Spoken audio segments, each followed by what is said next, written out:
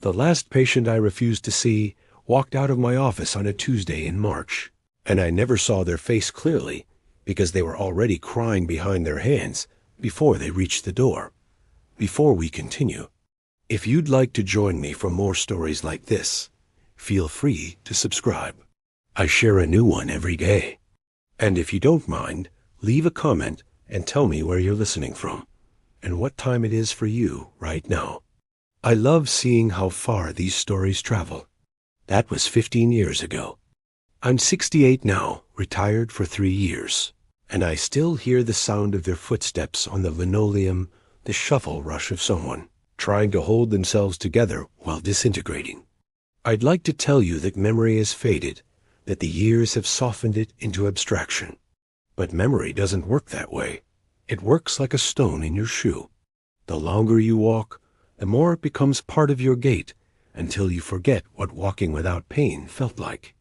My name is Dr. James Richardson, and this is the story of how I became the kind of doctor I swore I would never be. I grew up in a small town called Millbrook, in upstate New York, where my father was a surgeon.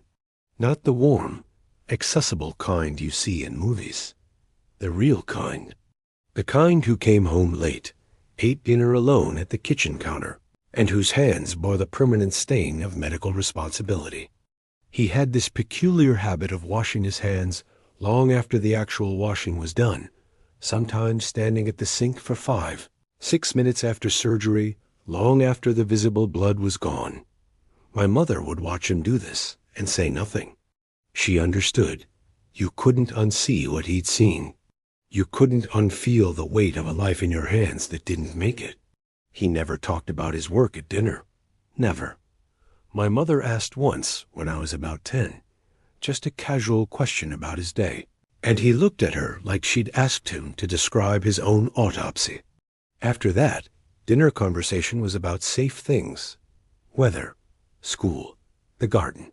The things that existed on the surface of life where nothing hurt too much. I became a doctor because of him, though I didn't know it at the time.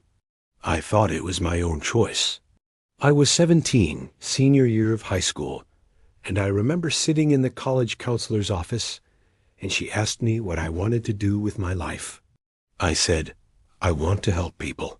She smiled that counselor's smile, the one that says, "That's nice, dear," without saying anything. But I meant it.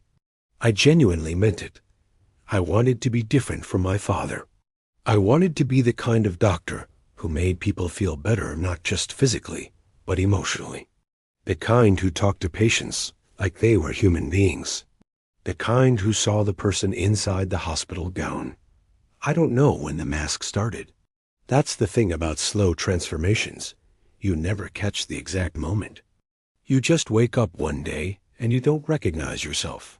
Medical school was like drowning in information. 4 years of learning that the human body is mostly water and electrical impulses, that consciousness is just neurons firing, that everything that makes you feel like you is actually just biochemistry. They teach you this not out of cruelty, but out of necessity. You have to believe that, or you can't cut into someone. You have to believe that they're not really a person in the traditional sense, or you'll lose your nerve. The mask starts forming right there, in the first anatomy class, when they hand you a cadaver and say, "This was a person, but it isn't anymore. This is just a body, just a problem to solve." I was good at the technical stuff. My hands were steady. I had the kind of mind that could hold complex information and manipulate it like a puzzle. By the end of medical school, my professors were talking about surgical specialties for me. Chief of radiology was interested. There was talk of research fellowships. I was on a trajectory, and the trajectory had its own momentum. During residency, the mask solidified. I was working 80, 90, sometimes over 100 hours a week. There was no time to be a full person. You were a doctor, or you were asleep, or you were not quite either. You existed in a fog of coffee and adrenaline and the strange dissociation that comes from extreme fatigue. You'd be doing rounds and suddenly realize you had no memory of the last 4 hours. You'd look down at your hands and not recognize them. They belonged to someone else. Someone who had learned to be efficient, clinical, productive. I remember, and this is one of the moments that became a cornerstone of my regret, working a 32-hour shift in my 3rd year of residency. A woman came in at 3 in the morning. She was 42 years old, and she'd found a lump in her breast. She was terrified. I could see it in her eyes, the kind of fear that comes from feeling your own mortality for the first time. She'd held that lump in her hands for days before coming in, trying to convince herself it was nothing, trying to think of how to tell her husband, trying to calculate her children's ages and think about who they'd stay with. I did the examination. I was thorough. I had her lie back on the table, and I palpated the tissue, and I felt the hard irregularity in her left breast, and I knew immediately it was probably cancer. The mask was on fully by then. I remember it being like looking at her through glass. She was there, terrified, waiting for me to tell her something that would change everything, and I was somewhere else. Somewhere cold and far away, where feelings didn't get in the way of facts.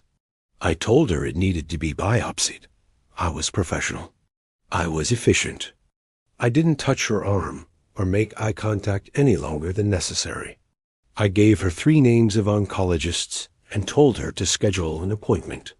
She asked me what I thought it was, and I said, "We can't say until we biopsy," which was technically true, but also completely avoided her real question. Her real question was, am I going to die? Am I going to leave my children motherless? Is my life over? I didn't answer those questions because the mask doesn't answer questions like that. The mask answers the medical questions. The mask moves on to the next patient. I left that shift and drove home in the early morning light, and I don't remember any of it. Just remember arriving at my apartment and realizing I'd been driving for 40 minutes with no recollection of it. I remember thinking, I'm good at this. I'm becoming very good at this. I did my fellowship in diagnostic imaging. Radiology was perfect for me because it was the ultimate mask. You didn't have to talk to patients much. You looked at images. You dictated findings. You moved on. You didn't see the faces of the people whose images you were reading. You didn't hear their fears. You didn't have to pretend to care when you no longer could. Radiology was where doctors went who understood that medicine was a technical problem, not a human one. I built a practice. I was excellent at my work. I had a success rate that was in the top percentile of my field. I was brought in on difficult cases. I gave lectures. I was published. I had all the markers of success that medicine offers. I was making good money. I had a nice house. I had prestige. I had a BMW. I had everything except the ability to remember why I wanted to be a doctor in the first place. I got married at 35 to a woman named Catherine. She was kind and smart, and she liked that I was successful. She didn't like that I was never really home, but she had her own career. She was a lawyer, so we agreed not to complain. We had an arrangement. It worked. It worked in the way that a car can work with no oil. It still runs, but it's destroying itself from the inside. We had a daughter, Emma. She was born on a Friday, and I was at a conference in San Francisco. Catherine called me at my hotel room in tears, and I remember thinking vaguely that I should be more excited. I should feel something. But the mask was so fully integrated into my person by then that I couldn't access feelings. They were there somewhere, but they were on the other side of something I couldn't reach. I came home the following Tuesday. Emma was beautiful, this tiny creature with her mother's dark hair and my long fingers. Catherine asked me if I wanted to hold her, and I remember holding this 3-day-old baby and feeling nothing. Not coldness, exactly. Just ... distance. Like I was watching myself hold a baby through a television screen. I remember thinking, with a kind of panic I couldn't quite access, something's wrong with me. But I pushed it down. That was what the mask was for. You felt something wrong, and you pushed it down, and you moved forward. You became functional.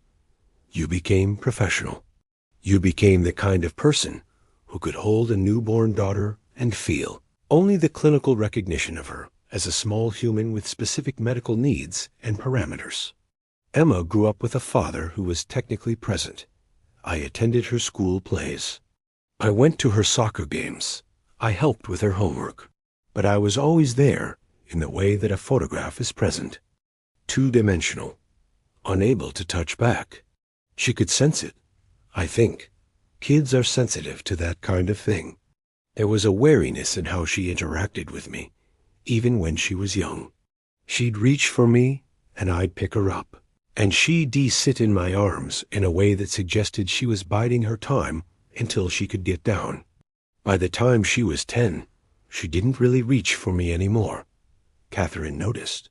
She tried gently to talk to me about it. She'd say things like, "Emma needs her dad," and I'd respond with clinical facts. I provide for her. I ensure she has medical care. I'm present at important events. Catherine would look at me with a sadness that I recognized, but could not feel my way into. She was mourning the person I'd been before the mask. I was only becoming more comfortable in it. The practice grew. I became a partner in a large imaging center. I had staff. I had influence. I had 3 physicians who reported to me. I had the kind of success that magazines wanted to write about. There was a feature in the state medical journal about my innovations in diagnostic protocols. I was mentioned as a possible candidate for hospital administration. Everything I had worked for was happening, and I was completely empty. I don't think I noticed this exactly until Emma was 16. We were at dinner, one of the few family dinners we managed, and Catherine was telling me about a case she was working on. Some constitutional law thing. She was animated, passionate about it. Emma was talking about trying out for the school musical. She was nervous about it, vulnerable in that way that teenagers are when they're considering doing something that might hurt them. I was sitting there, eating, listening to them talk, and I suddenly became aware of how far away I was. Not physically, but in every way that mattered. They were 2 people who actually felt things, and I was a mechanism that processed information and responded appropriately. They were alive, and I was a very sophisticated robot. I said, "That's good, Emma. About the musical," and she looked at me, and I saw something like hurt cross her face. She'd already decided, before she even spoke about it, that I wouldn't really care. I'd already proven that through years of distance. And then I proved it again by saying something that was technically supportive, but stripped of any actual feeling. That night, I went to my study and closed the door, and I sat in the dark for a long time. I tried to access the place where fear should be, the place where regret should live, the place where love should be, and it was all so far away. It was like looking at the lights of a city from an airplane, knowing that there were millions of people down there living their lives, but being completely unable to touch them. This is where the story should turn, I suppose. This is where the main character should have a realization and make a change. This is where the narrative demands some kind of transformation. But that's not how real life works. Real life doesn't have 3 acts. Real life is just the accumulation of days, each one reinforcing the architecture of who you've become. I didn't change anything. I continued. That's what people do. You become a person, even if that person is wrong, even if that person is killing you and everyone around you. You become that person, and then you become more of that person, and then you die. That's the story, really. Just a very slow death disguised as a life. I was 53 years old when the patient I mentioned at the beginning came to see me. Her name was Sarah, though I didn't know that initially, because I made a point of not learning names if I could help it. Names were personal. Names turned people into people, and people were harder to manage. She came in because she'd had some chest pain. Nothing dramatic. Just occasional tightness, some shortness of breath. Her primary care physician had referred her for imaging. It was routine. It was the kind of case I did dozens of times a week. I ordered a CT angiogram. She came in for the scan, and I did the procedure, and she went home, and I was supposed to read the images and send a report to her physician. I read the images on a Tuesday afternoon. The scan was clean. No pulmonary embolism, no aortic dissection, no cardiac findings, nothing acute. Whatever she was experiencing, it wasn't a medical emergency. I dictated my findings into the voice recorder. No acute cardiopulmonary pathology. Follow up with primary care as clinically indicated. Standard language, professional. Efficient, I moved on to the next case. Her physician saw the results and called her with the good news. It wasn't her heart. She could stop worrying. She could move forward with her life. The problem was, it wasn't good news. Not really. Because she was still having chest pain. She was still having shortness of breath. She was still having symptoms that were affecting her quality of life. And now she had the added confusion of knowing that her heart was fine, but feeling like something was still very wrong. She came back to see me about 3 months later. This time not referred by her physician, but referred by her sister, who Dee had worked on at our imaging center, and had apparently mentioned to Sarah that the doctors there are really good. Sarah came in during my clinic hours, a 2-hour window. I blocked off each week where I saw patients rather than just reading studies. I remember the nurse bringing her into the room and saying, "Patient here about chest pain, wants a second opinion on her workup." I was running behind. I had 12 more patients scheduled that day. I was thinking about the lunch I hadn't eaten. I was thinking about the backlog of imaging studies waiting on my desk. I went into the room and said, "Hello, I'm Dr. Richardson," and I did not look up from her chart. She tried to explain her symptoms. She'd had the CT, and it was normal, but she was still experiencing pain and shortness of breath. She wanted to know if there was something they'd missed. She was frightened. I could hear it in her voice. She was frightened because her body was telling her something was wrong. But the most advanced imaging we had said nothing was wrong, and that gap between what your body knows and what the tests say was terrifying to her. She was frightened because she was starting to wonder if she was crazy. I examined her. Cardiac exam was normal. Lungs were clear. Vital signs were fine. I looked at the CT images again. Clean, normal. There was nothing medically there to find.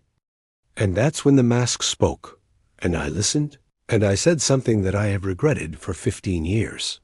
"Mrs. Chun, there's nothing wrong with your heart. The imaging is very clear. I think what you might be experiencing is anxiety. Have you considered speaking with a therapist?" I said it the way one might say, "Have you considered not being crazy?"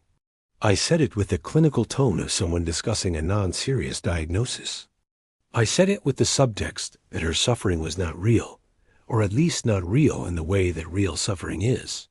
I said it while looking at her in the way one looks at a scan, as a technical problem to be categorized and moved past. She looked at me, and I saw her trying to figure out how to explain to me that she wasn't crazy, that her symptoms were real, that even if they were anxiety-based, they were still causing her real suffering, and real suffering deserves real attention. But the mask doesn't respond to that kind of communication. The mask hears, "I'm suffering in a way that your technical training can't fix," and it interprets that as "I'm beyond your help," and then it moves on.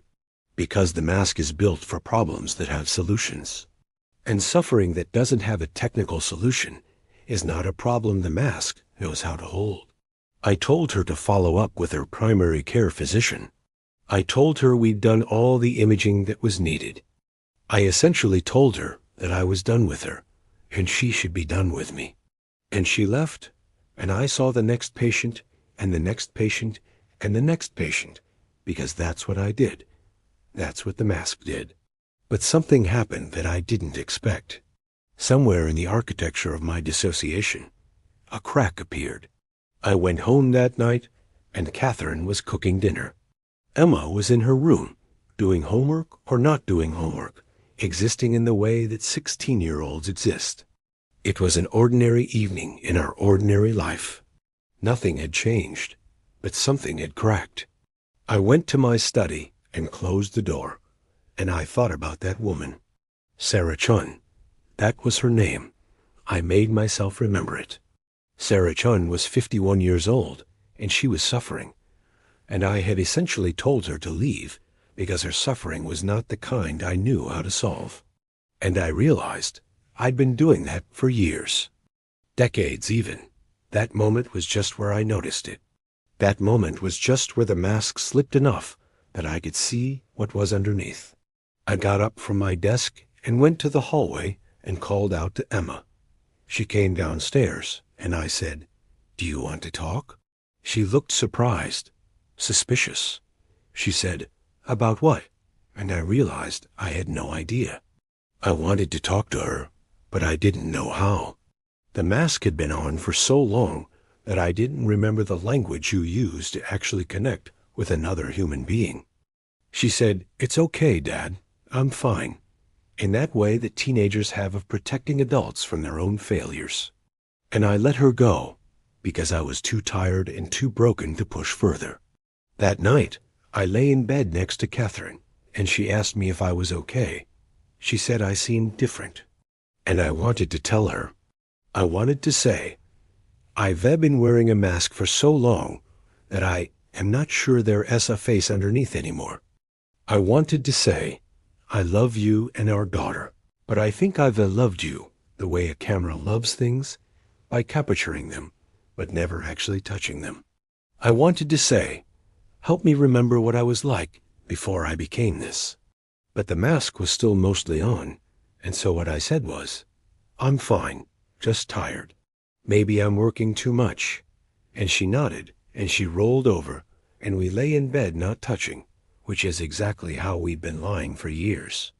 The next morning, I got up and went to work, and I didn't think about Sarah Chun, or I thought about her, but I pushed it down, the way I'd been pushing things down for so long that it had become a reflex.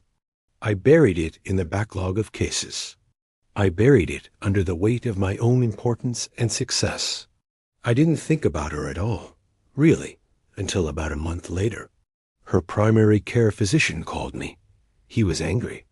Not loud angry, but the cold kind of angry that means something has happened. He said, I don't know what you told Sarah Chun, but she's terrified that she's losing her mind. She's seen 2 different therapists now, neither of which can find anything wrong with her. She's taking anti-anxiety medication that's making her gain weight. She's missing work because she's afraid to be at the office. She's having panic attacks that are worse than the original symptoms. I listened to him talk, and I remember thinking, none of this is my fault. I read the imaging correctly. The imaging was normal. Whatever is happening to her is beyond the scope of what I can do.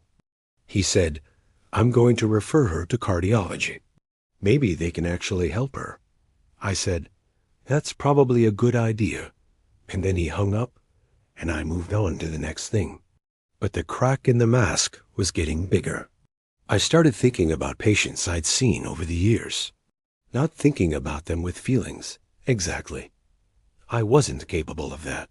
But thinking about them in a more observational way, noticing patterns.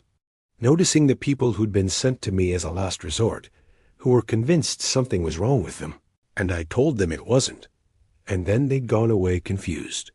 Noticing the people who'd come back with medication bottles, whose symptoms had metastasized into full psychiatric disorders. Noticing the human cost of my efficiency. This was not a comfortable observation. The mask liked simplicity. The mask liked the idea that you did your job well if you did your technical job well. But I was beginning to notice that there was more to the job than technique. That being a doctor meant more than reading images correctly. That somewhere along the way, the healing part had completely dropped away. I went to a conference that fall. It was a radiology conference, very technical, very focused on the latest imaging modalities and diagnostic protocols. I gave a talk about a study I'd been part of, something about CT optimization. The talk went well. People seemed interested. There was applause. Afterward, someone asked if I was doing research on patient outcomes, not just diagnostic accuracy. I said, no, diagnostic accuracy is the relevant metric, and I meant it, and I also hated myself for meaning it. That night, in my hotel room, I got drunk for the first time in probably a decade. I'd given up alcohol in my 40s because the mask didn't recommend it. Alcohol made you vulnerable. Alcohol made you feel things. But this night, I bought a bottle of scotch from the minibar, and I drank it sitting at a desk in a hotel room in a city I didn't know, and I felt things for the first time in so long that they almost didn't register as feeling. I felt sad. I felt the kind of sadness that comes from understanding that you've built your entire life on a foundation of not feeling, and that foundation is cracking. I felt the weight of every patient I'd given short answers to, every person I'd looked at like they were a technical problem rather than a human being. And I felt afraid, because if I let the mask come off all the way, I didn't know what would happen. I didn't know if there was enough of me left underneath to be a functional person. By the time I got home, I'd made a decision. I was going to change, not dramatically, not in a way that would disrupt my life entirely, but I was going to try to find the person I'd been before the mask, and I was going to let him surface a little bit. I made an appointment with a therapist. His name was Dr. Morris, and he was probably in his 70s, and he had this quality of genuine sadness that suggested he'd been sitting with people as suffering for a long time, and it had marked him. I went to see him, and he asked me what I wanted to work on, and I said, I don't know how to feel anymore. He said, that's a good place to start. We met once a week for about 6 months. It was painful in a way that I didn't have words for. It's hard to describe what it's like to try to access emotions that have been inaccessible for so long. It's like trying to remember a language you haven't spoken since childhood. Your mouth doesn't form the words correctly. Your brain doesn't know how to construct the sentences. But slowly, over time, something started to shift. I started noticing things. The color of the light in the morning. The taste of the coffee that Catherine made.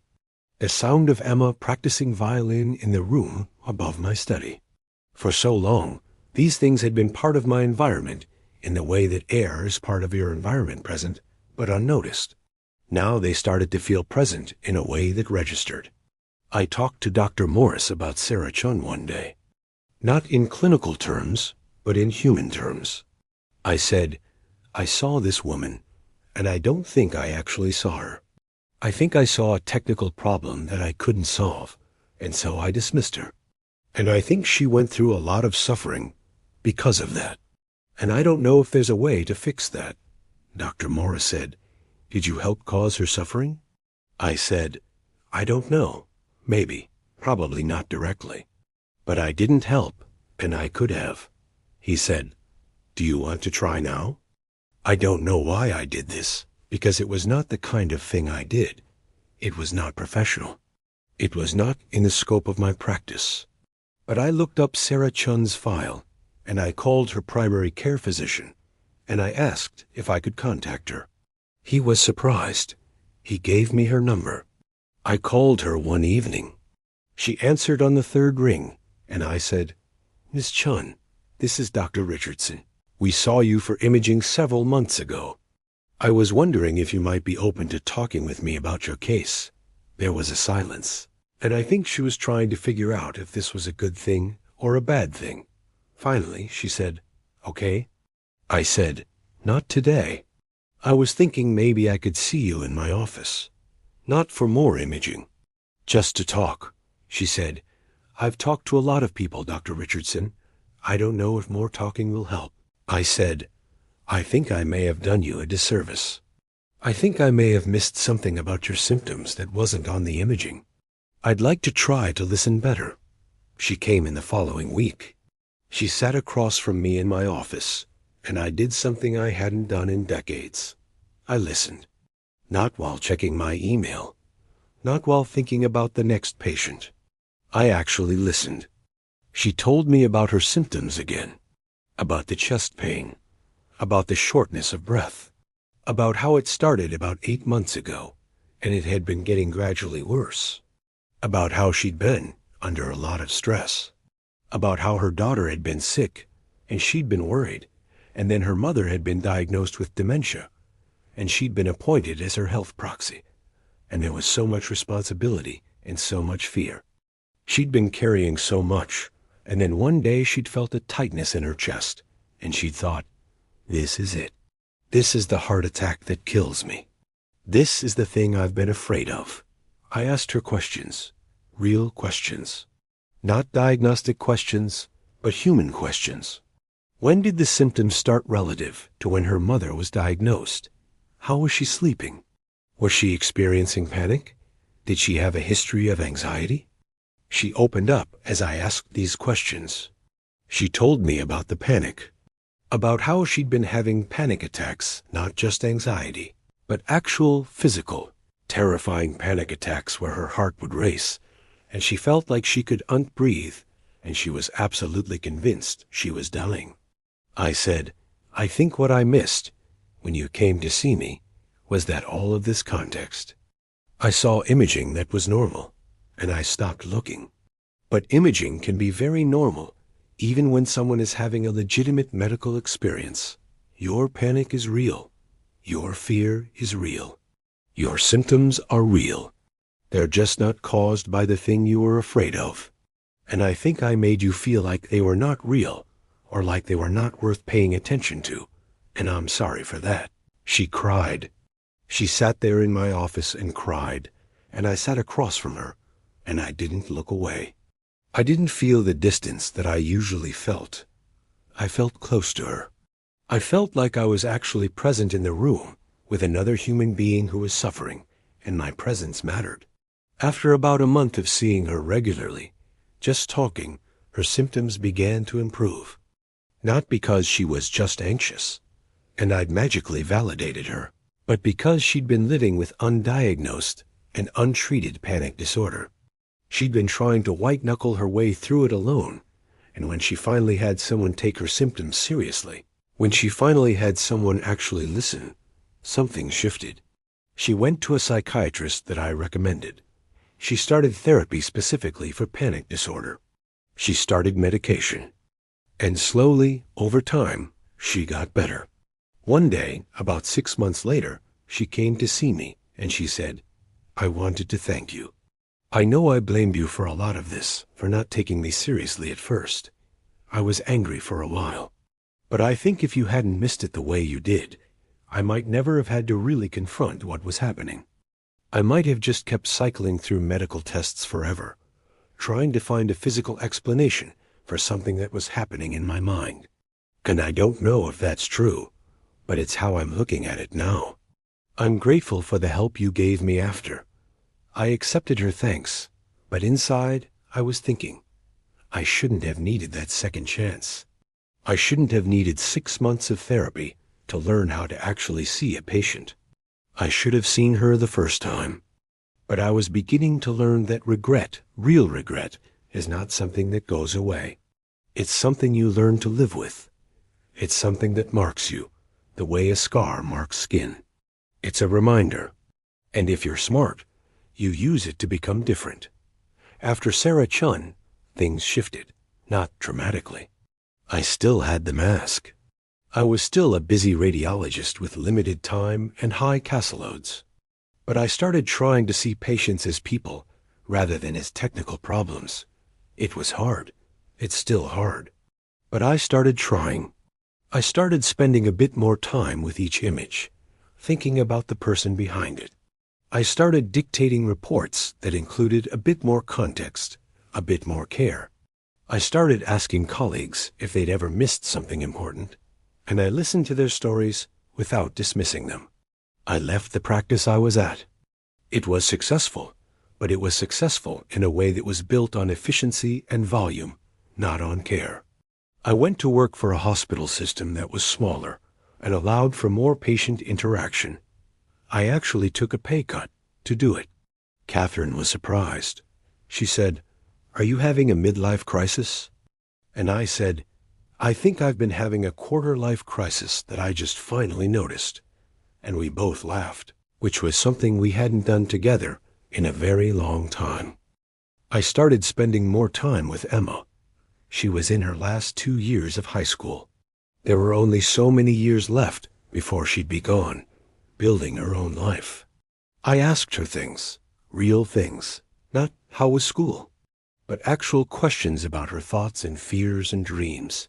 She was wary at first. She had years of distance to overcome. But slowly, she started to open up. She told me she wanted to study music therapy. She wanted to work with people who had trauma, help them process it through music. When she told me this, I felt something like pride, but also something like understanding. She was drawn to the thing I had failed to do, to actually connect with people suffering and help them move through it. I said, "That sounds like important work." She said, "I know. I got it from you." I said, "You got it from you, but I'm glad you're doing it. I'm proud of you." And I meant it. And she could tell that I meant it. And something shifted between us. Catherine and I stayed together for another 5 years, but we ended up separating. Not because of infidelity or dramatic conflict, but because we'd built our marriage on the foundation of not feeling. And when I started trying to feel, it turned out that Catherine had gotten comfortable with the not feeling. She didn't know how to be in a marriage with someone who actually wanted connection. We were kind to each other about it.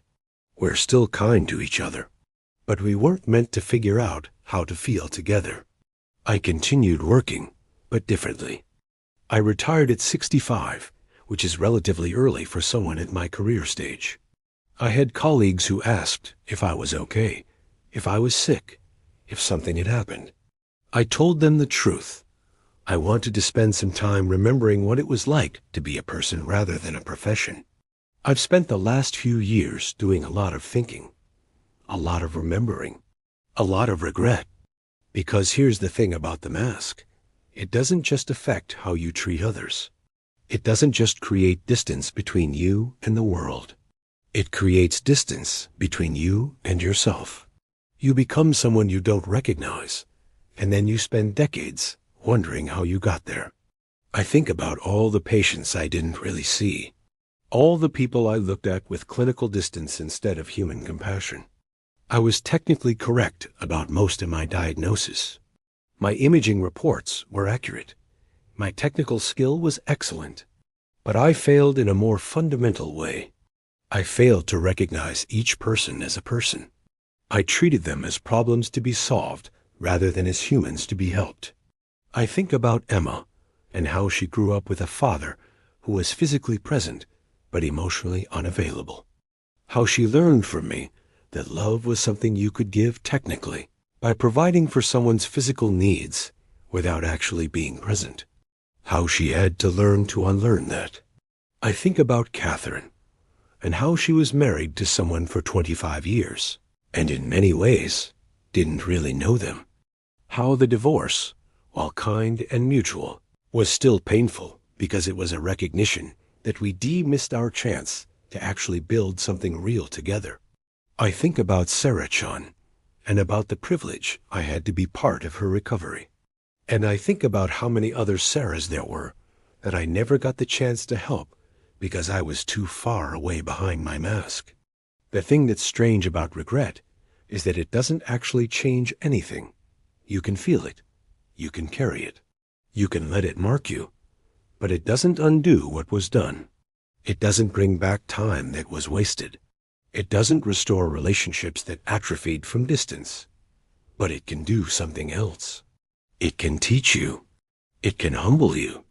It can make you understand that the way you've chosen to live might not be the only way or the best way. It can crack the mask enough that light gets in. I'm not someone who believes in redemption arcs. Those are stories. Life is messier than that, but I do believe in change. Slow, difficult, never complete change. The kind that requires you to acknowledge that you were wrong for a long time, and then decide to try to be different anyway, even though it's hard, and even though you can never fully undo the damage you've already done. I think about that Tuesday in March when Sarah Chun walked out of my office crying, and I think about how I didn't change anything about myself that day. I think about how I continued for years doing the same thing, in the same way, before something finally cracked. I think about how many opportunities I had to be different, and I didn't take them. And I think about the years that came after, when I tried to be different. They weren't perfect. I was still a flawed person. I was still someone who'd spent decades learning how to be distant, and you don't unlearn that completely. But I was trying, and I was present, and I was allowing myself to actually see and be seen by the people in my life. If I could go back, I would do everything differently. I would have learned much earlier that the mask was killing me. I would have understood that technical excellence and human compassion are not mutually exclusive, that in fact, real technical excellence includes the ability to see and understand the person behind the problem. But I can't go back. I can only go forward. And I can only tell this story and hope that maybe someone hears it, someone who is putting on their own mask, thinking it's necessary, thinking it's the price of success. And I hope they hear this, and I hope they understand. The price is too high. The mask will protect you from feeling the bad things, but it will also protect you from feeling the good things. It will make you efficient, but it will also make you incomplete. Find ways to stay human. Find ways to actually see the people you encounter. Find ways to let yourself be touched by their suffering and their joy. Because that's not a weakness in a doctor or any professional. That's the whole point. That's the reason any of us should be doing this work at all. I think about those last years with Emma before she left for college. I made it a point to really know her, to ask her questions and actually listen to the answers, to be present in her presence. We didn't have to make up for all those years of distance. You can't do that, but we did have something real at the end, and she knew that I loved her. Not in a distant clinical way, but in a real way. It was demonstrated through attention and presence and actual emotional engagement. She graduated from college and went to graduate school for music therapy. She works now with trauma survivors, helping them process their experiences through music. She calls me sometimes and tells me about her work, about the people she's helping. And I'm proud of her, and I tell her so, and she believes me, because I've learned to mean what I say. Catherine and I have stayed in touch. We're not married anymore, but we're friendly. We occasionally have coffee, and we talk about our lives, and there's a gentleness between us that wasn't there before. We're probably more honest with each other now than we were when we were married. I apologized to her for all the years of distance. She apologized to me for her part in accepting that distance. We both acknowledged that we made the best choices we could with the people we were at the time. And now we're different people, and that's okay. I volunteer now at a clinic that serves uninsured patients. I do imaging work, which is what I know. But I also spend time talking to patients. I take my time. I actually explain things to them. I listen to their concerns. I give them my presence, not just my technical skill. I saw a young woman there a few months ago. She was about 30, and she'd come in with chest pain and palpitations. She was terrified. She'd done all the research on her phone and was convinced she was having a heart attack. I did an EKG. It was fine, perfectly normal. I could have told her that, written a report, and sent her on her way. That's what I would have done 15 years ago. Instead, I sat down next to her and I said, "Your heart is fine. There's nothing wrong with it." But that doesn't mean there's nothing wrong. Sometimes our hearts respond to fear and stress and anxiety, and we feel things in our chest that feel very real and very dangerous. But they're not. They're your heart's way of responding to your mind's fear. And that's real. and it's worth treating, but it's not cardiac. Does that make sense? She started crying, and she said, "So I'm not crazy?" I said, "No, you're not crazy. You're experiencing something real that a lot of people experience. And I'm going to refer you to someone who can help you understand it better." And she left that day feeling helped, feeling seen, feeling less alone. That's what medicine should be. That's what I failed to do for so long. I don't know how many years I have left. I'm 68. I'm healthy as far as I know. I could have another 30 years. I could have 5. I have no idea. But I'm trying to live them differently than I lived the first 65. I'm learning how to be present. I'm learning how to actually feel things. I'm learning how to connect with people, not as a doctor or a professional, but as another human being who is also confused and suffering and trying to figure out how to live. I'm learning how to forgive myself for the years I lost behind the mask. That's harder than I expected. Forgiveness, I've learned, requires you to acknowledge what you did wrong without the mask to hide behind.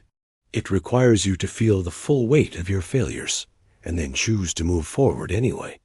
It requires you to believe that you can be different, even though you've proven, through decades of behavior, that you're capable of extraordinary distance and cold efficiency.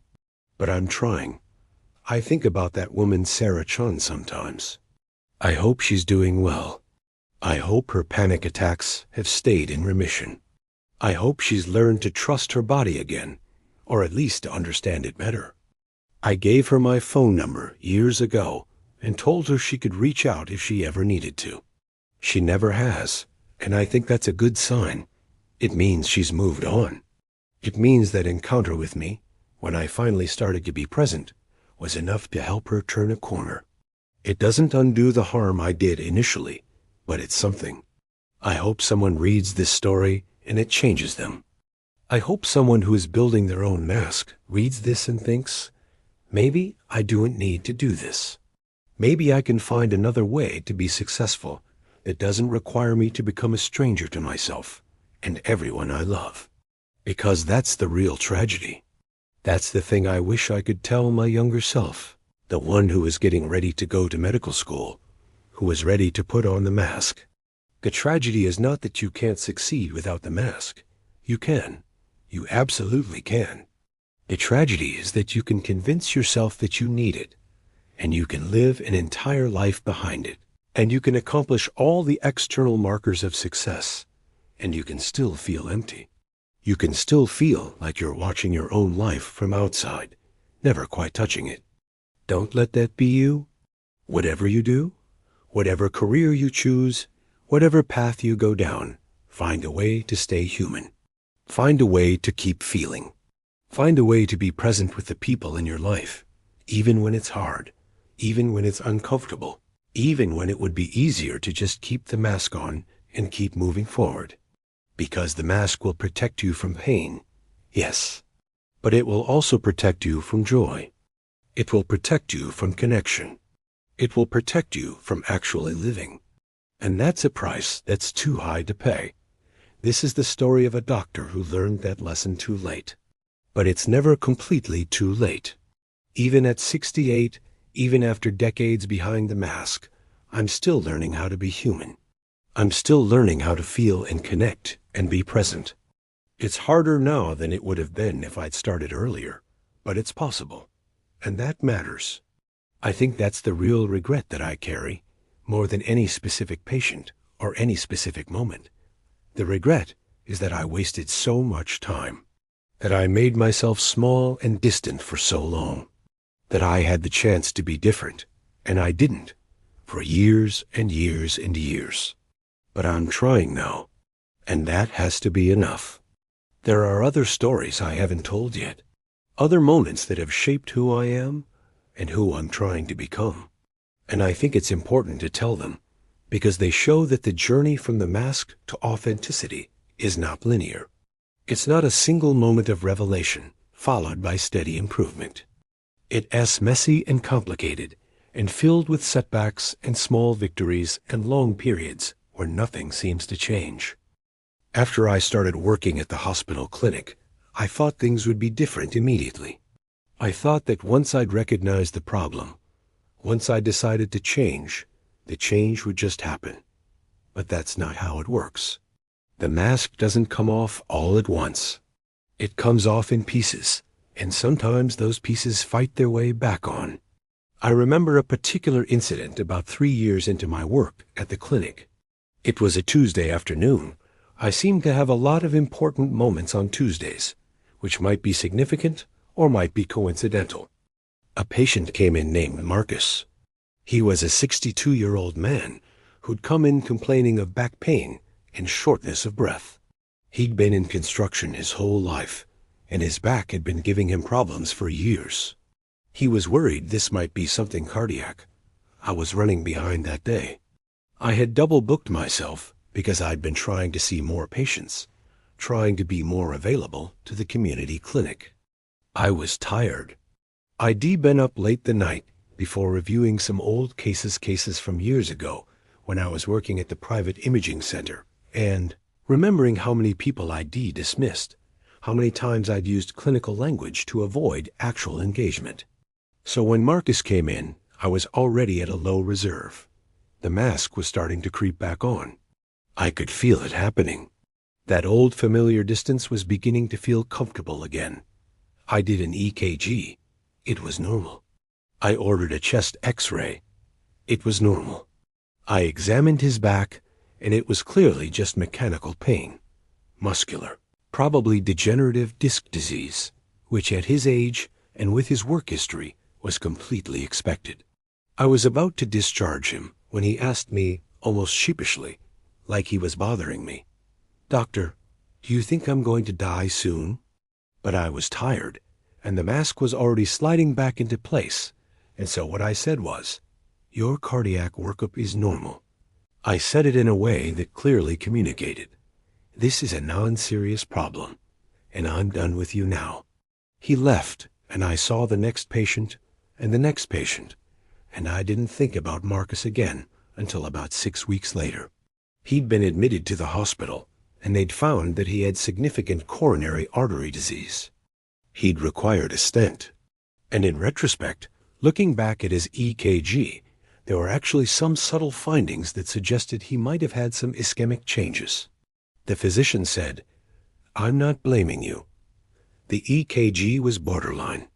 But I'm wondering if we should have done a stress test given his risk factors and his symptoms, hypertension."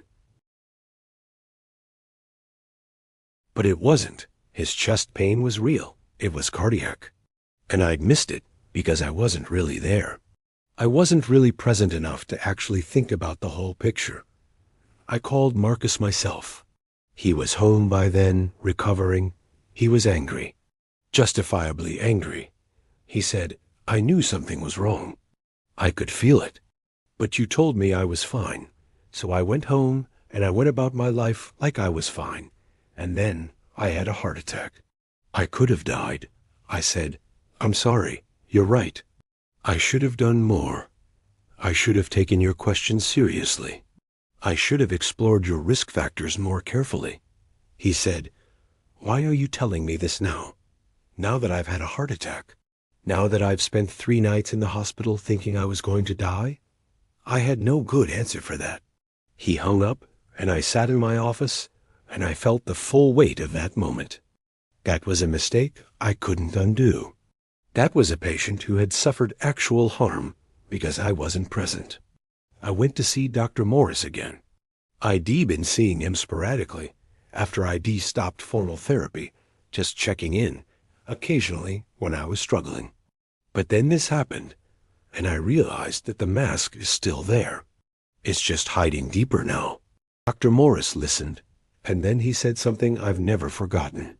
"You don't break it once, and then you're fixed. You break it over and over again. Every day, you wake up and you choose to leave it off. And some days you fail. And those days don't undo the progress you've made on the other days, but they do remind you that it takes constant vigilance. The mask will always be available to you, especially when you're tired or scared or overwhelmed. The work is learning to choose not to put it on, even in those moments, especially in those moments. Something I'd work on until it was fixed, and then I'd be done. It's a commitment you make over and over again, and sometimes you fail, and you start again. After the Marcus incident, I started being much more intentional about this. I started paying attention to when the mask wanted to come back on. Usually it was when I was tired, or when I had a difficult patient, or when I was running behind. Those were the moments when I was most likely to revert to clinical distance. So I started building in practices. I started taking real breaks between patients, even if it meant seeing fewer people. I started asking myself questions before I saw each patient. Who is this person? What might they be afraid of? What do they need from me beyond a diagnosis? I started actually talking to patients, not in the clinical sense, but in the human sense. I'd ask them about their lives, about what they did for work, about their families, about what scared them. And something remarkable happened when I did this. They started to trust me. They started to share more information. They started to be more honest about their symptoms because they felt like someone was actually listening. And I started to catch things I would have missed before. Not just medical things, although that happened too, but psychological things, contextual things. The places where someone's physical symptoms intersected with their emotional state or their life circumstances. There was a woman named Rita who came in complaining of chronic fatigue. She'd been to multiple doctors, had multiple tests, and everything came back normal. By the time she got to me, she was starting to believe that it was all in her head, that she was crazy. I did imaging on her. Everything was normal. But instead of just sending her away with a note saying everything was fine, I sat down with her and I asked, "Tell me about your life." She was a full-time caregiver for her elderly mother, who had Alzheimer's. She was doing this while also working part-time. She was barely sleeping. This wasn't a medical problem that imaging could find. This was a life problem that required actual listening and actual support. I connected her with support groups. I didn't solve her problem, but I validated it. Everyone else just kept running tests and telling me nothing was wrong. That's the thing about presence. It doesn't solve everything, but it validates people's experiences.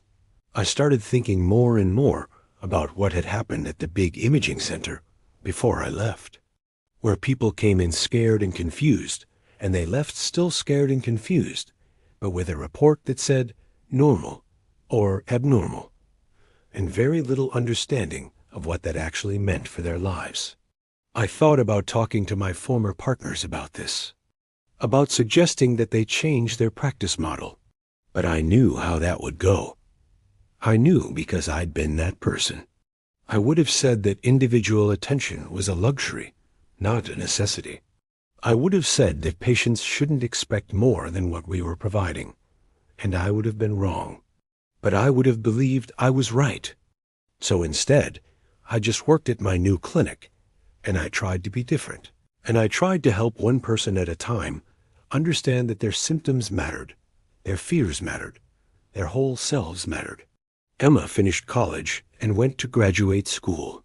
She came home one summer between her first and second year, and we spent a lot of time together. She was working on her thesis for her master's degree, which was about music therapy with trauma survivors. She was interviewing people who'd been through various kinds of trauma PTSD from combat, childhood abuse, chronic illness, and she was looking at how music could help them process and integrate their experiences. One evening, we were sitting on the back porch of my house, and she was telling me about one of her interviews. A woman who'd been in a car accident, who'd had severe injuries, who'd had years of physical therapy and medical appointments, and who'd felt like she'd been treated as a body, not as a person. And through music therapy, she'd started to feel like her own self again, like her body was her own again, not just a collection of injuries that needed to be fixed. And Emma said, "I think that's what a lot of people need. They need someone to see them as a whole person, not just as a problem to be solved." I said, That's a really important insight. She said, I got it from you actually. Not from the first part of my life, where you were kind of absent, but from later, when you started paying attention. You started treating people like they were people, and I noticed, and I wanted to do that too, to see people, to really see them, and I felt something complicated in my chest. Gratitude, because she was doing important work, but also guilt, because it had taken her watching me not do that, and then watching me slowly learn to do it, for her to understand how important it was. I said, I'm sorry it took me so long to figure that out. She said, I know, but you did figure it out. That matters more than if you'd gotten it right from the beginning in some ways, because now you understand what it costs to not do it. And that means you're probably better at it than someone who just naturally knew how to do it. That's a generous way to look at it, and I'm not sure it's entirely true. But it helped me understand that my failures weren't wasted if I learned from them. Around this time, I got a letter from Sarah Chun. It had been about 8 years since I'd seen her regularly. She'd gone on to build a good life. She'd published some articles about her experience with panic disorder to help other people understand it. She'd been very brave about speaking publicly about mental health. The letter was just a note, really. She was writing to tell me that she was doing well, and that she was grateful for the time I'd spent with her, and that she'd thought about me recently when she was working with a new therapist who was doing some innovative work with anxiety disorders. She wrote, I wanted to reach out because I realized I'd never properly thanked you. Not for the imaging, which was technically perfect, but for the moment when you stopped being a technician and started being a human. That shift meant everything. It gave me permission to take my own experience seriously again. I hope you know that. I hope you know that one conversation, one moment of genuine presence, can change the trajectory of someone's life. I read that letter many times. I still have it. And every time I read it, I'm reminded that this work matters, that being present matters, that the time you spend actually listening to someone, actually seeing them, is never wasted time. It's the most important time there is. I started giving talks at medical schools and residency programs. I'd been invited to speak about diagnostic imaging, but instead, I started talking about the importance of seeing patients as people. I started telling my story. Not in a way that was self-congratulatory. I made sure to be clear about all the ways I'd failed, but in a way that was honest about what I'd learned. Some of the doctors in these programs were interested. Some of them recognized themselves in my story. Some of them were already struggling with the same thing I had struggled with, but many of them dismissed it. They said things like, that's nice in theory, but in practice, you have to be efficient. And if you get too emotionally invested in your patients, you can't make good clinical decisions. And medicine is a science, not a feelings exercise. I understood. I really did. Because I had said all those things, and I had believed them. But I also knew they were true only if you let them be true. You could create a system where efficiency mattered more than presence, or you could create a system where both mattered. It required more work. It required more time. It required more of yourself. But it was possible. There was one resident in particular who really engaged with what I was saying. His name was David, and he was in his 3rd year of residency in emergency medicine. After my talk, he came up to me and said, I think I'm becoming the kind of doctor I don't want to be. I'm running on fumes. I'm seeing patients for 3 minutes each. I'm making decisions on incomplete information because I don't have time to actually talk to people. And I'm starting to not care. And that scares me. I said, that's good. That fear is good. That means you still have access to the part of you that knows this is wrong. He said, but what do I do? I'm trapped in a system. I can't change the system.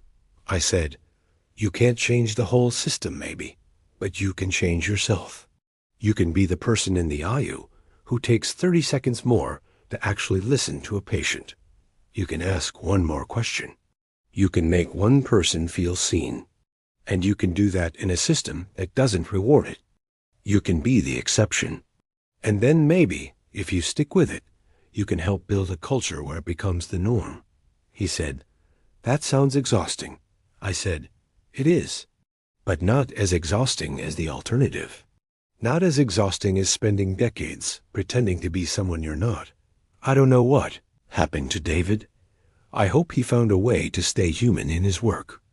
I hope he didn't give up and just become another exhausted doctor running through patients 3 at a time. But I know it's hard. I know the system is built to encourage the mask. I know that efficiency and profitability are measured and rewarded, while presence and care are not. I know it's swimming upstream.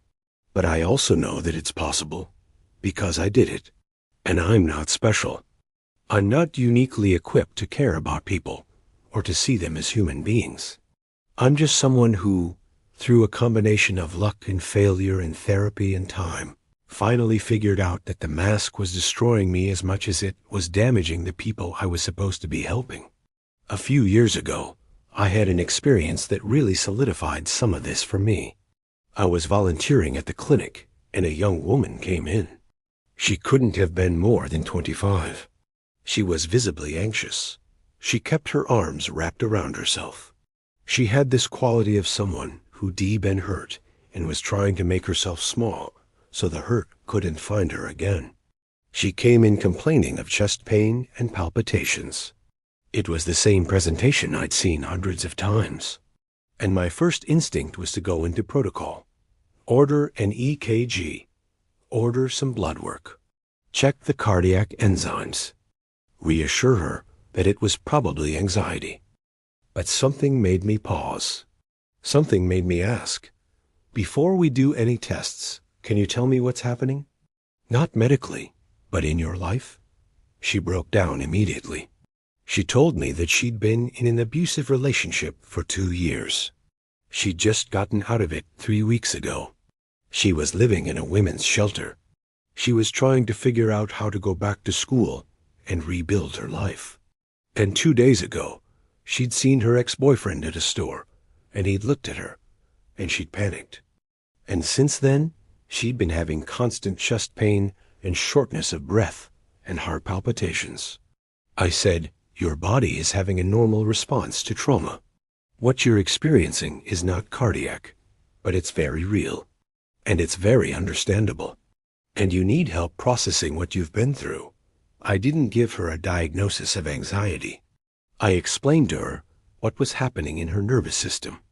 I explained about the fight or flight response and how it can get stuck on in people who've been traumatized. I referred her to our social worker. I gave her information about trauma-informed therapy. I connected her with a psychiatrist who specializes in trauma. And then I did something that I probably shouldn't have done, clinically speaking. I sat with her for a while. I just sat there while she cried. I didn't try to fix her. I didn't try to make it better. I just bore witness to her suffering. I acknowledged that what she was going through was real and difficult and understandable. When she left, she said, "Thank you. No one's asked me how I was actually doing. They just wanted to figure out what was medically wrong with me. But what's actually wrong is what happened to me.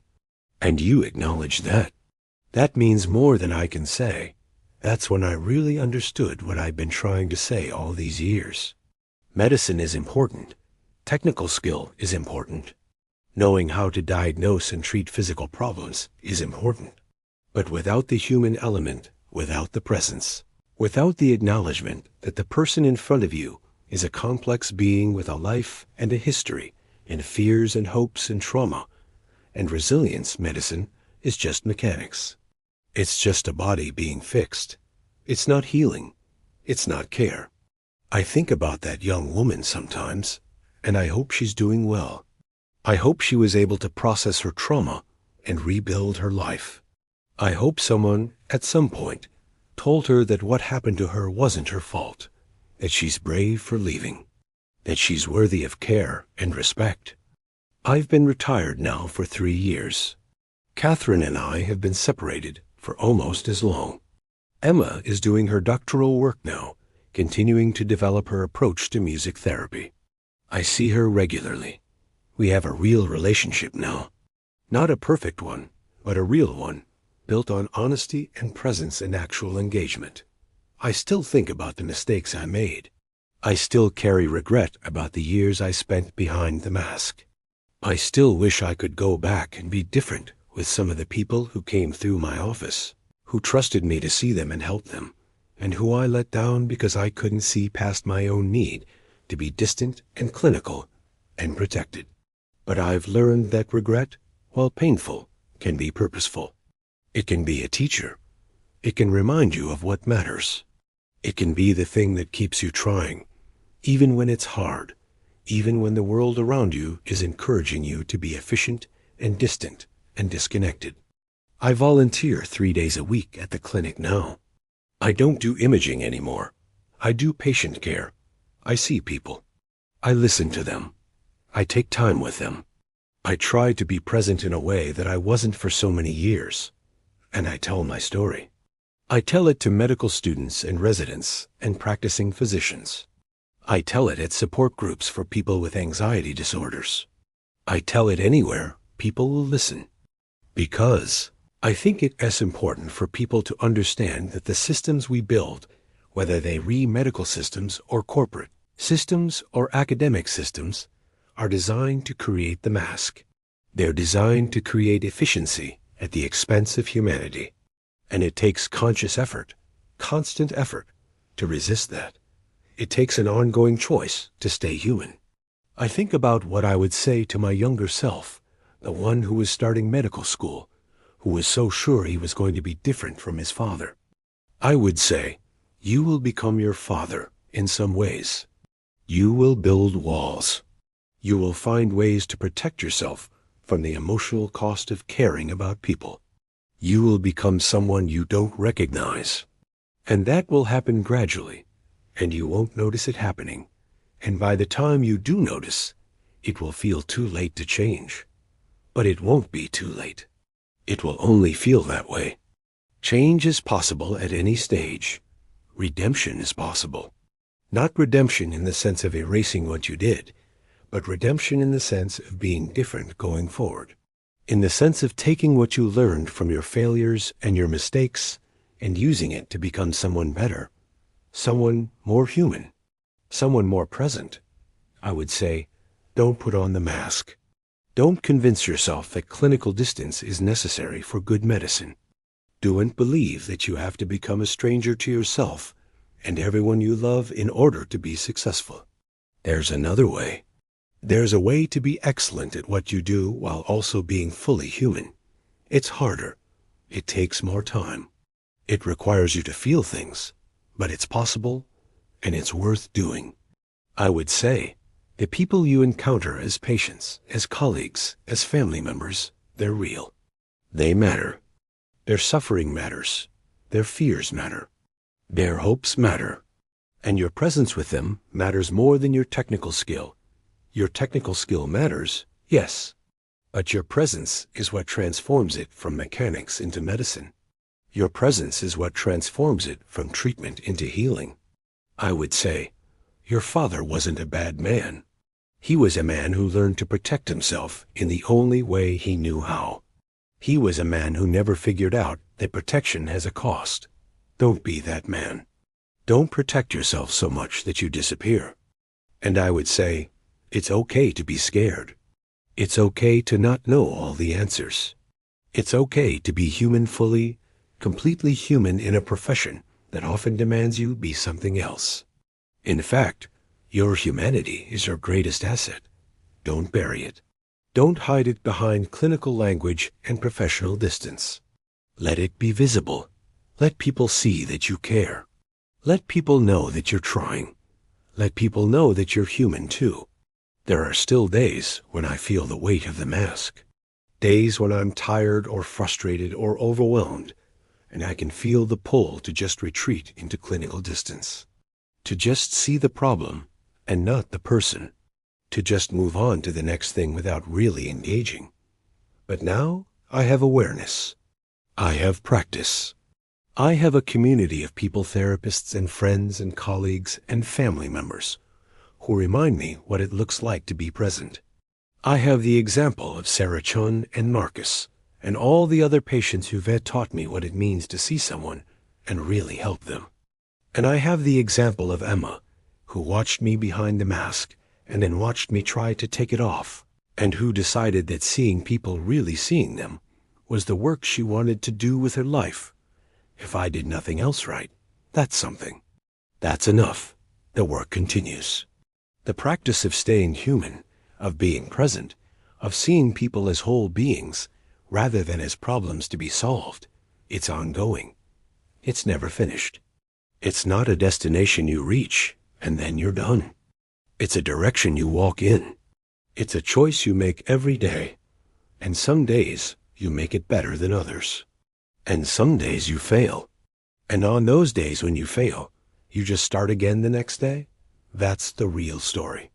That's the story that matters, not the dramatic moment of realization, not the turning point where everything changes, but the slow, steady, ongoing practice of choosing to be human, of choosing to see, of choosing to care, of choosing to be present.